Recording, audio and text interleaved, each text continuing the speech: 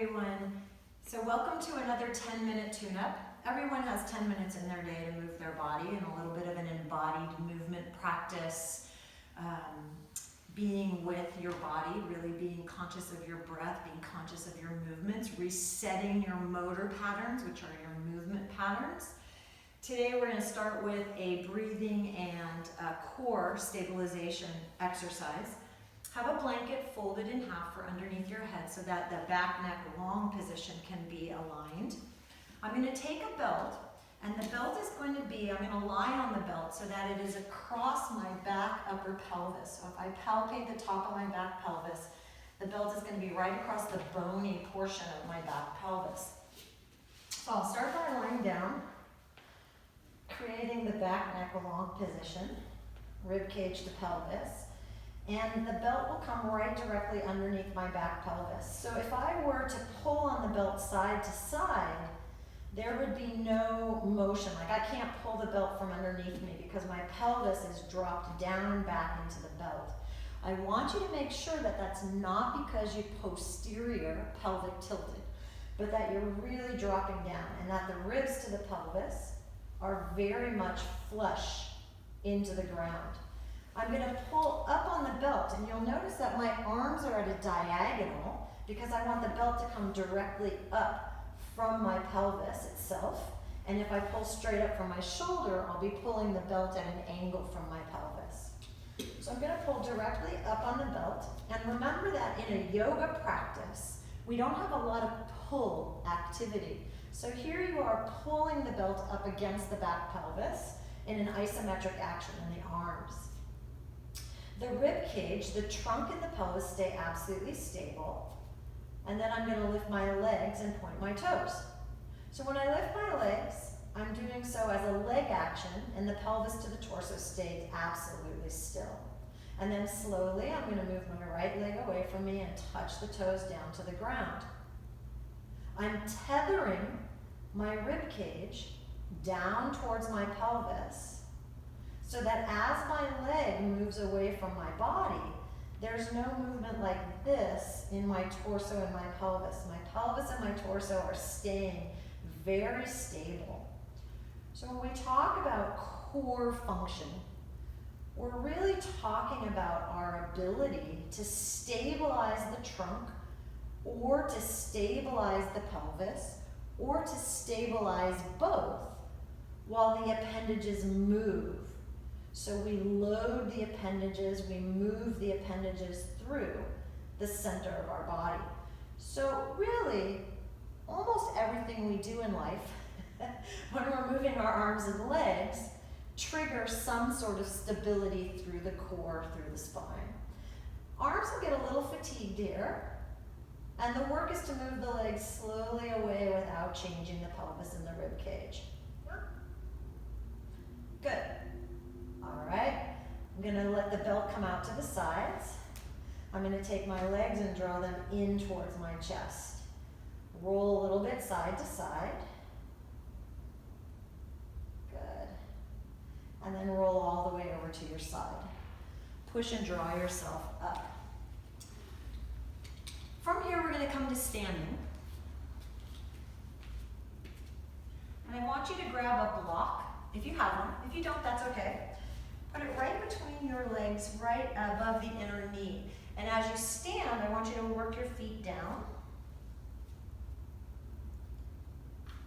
and drop your shoulders down.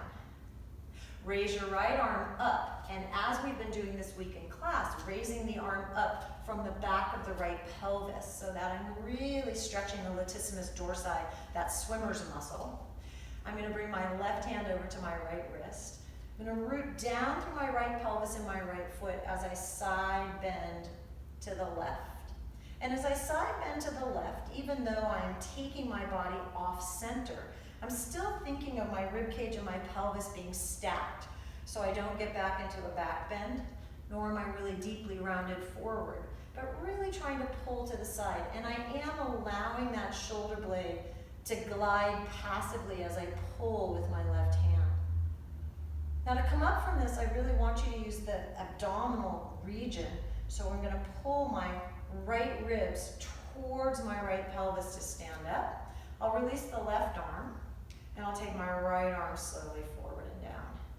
And then I'm going to take my left arm up to shoulder height, and instead of just raising my arm, which I can do quite easily, I think about where the latissimus dorsi starts at the top of my back pelvis, and I lengthen my arm bone where the latissimus dorsi inserts away from the back of the pelvis.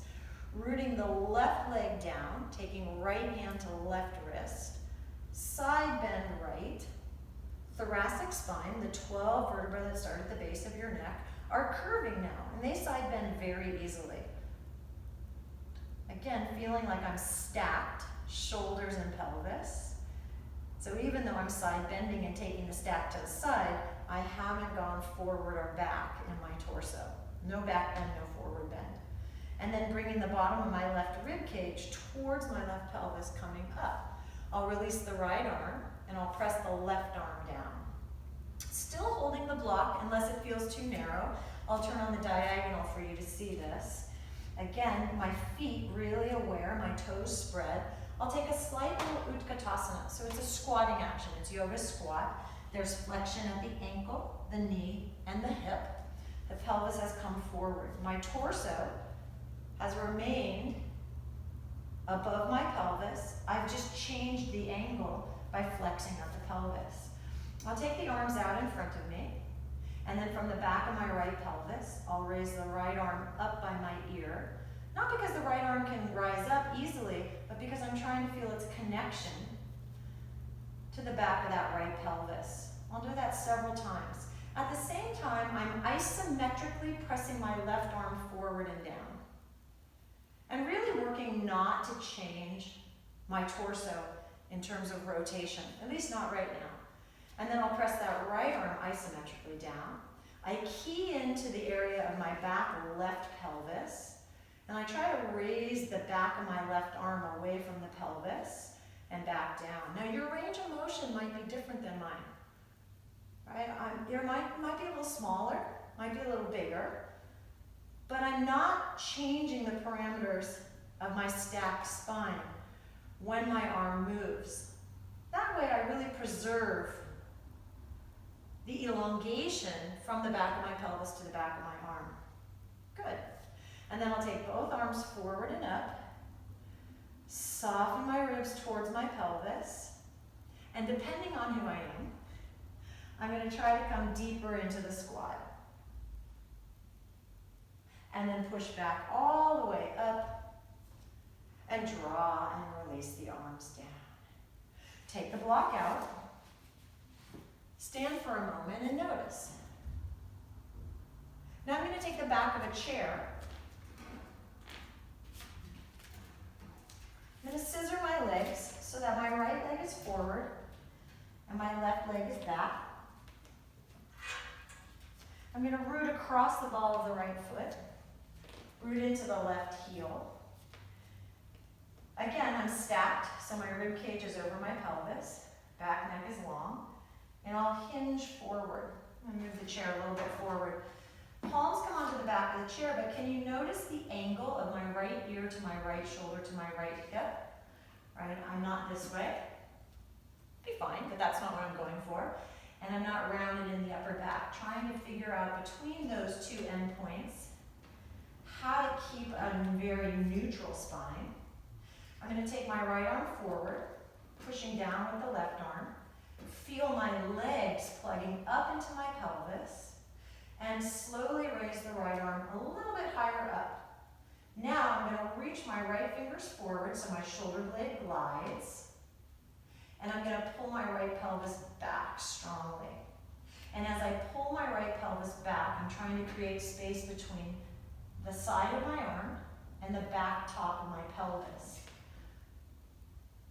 Keeping my right ribs and my top right pelvis aligned, trying to really find that length. And then I'm going to bring the right arm down, bend the right knee, push lightly down on the back of the chair, come up onto the left heel, and bring that left foot in. Coming back into an utkatasana, stretch the arms, feel the pelvis descending, and slightly raise the arms. From the back side of the pelvis, so the latissimus dorsi which runs from the back of my pelvis to the top back arm, is lengthening. And then I'll step down into the feet, stand up, and release the arms down. Left leg will be forward, right leg will step back. Finding again the parallelness of my legs, the inner right heel rooting down, the ball of the left foot really broad. I'm going to take a hip hinge activity so you can see that I didn't start with my torso. I roll the pelvis over the thighs, bringing my hands down, rooting into the right heel.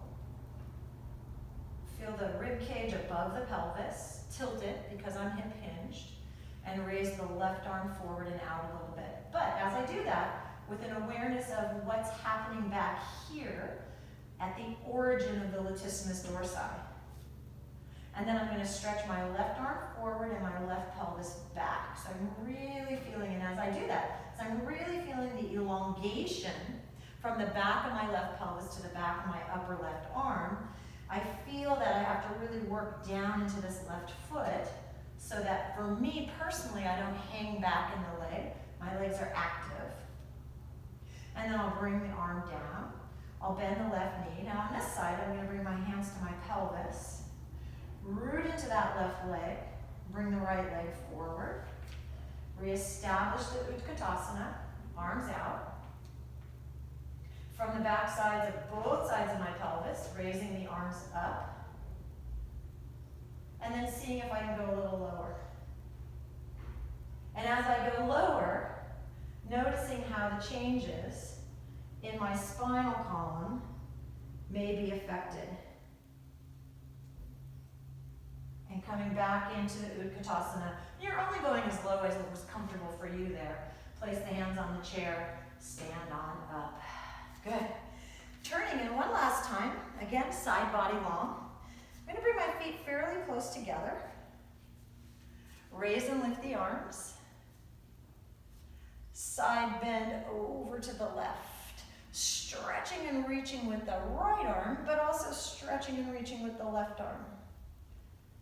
Good. And then bring the right rib cage to the top of the right pelvis. Stand up. And then side bend right. A lot of glide on this left side, but also really reaching the underneath right side. Good.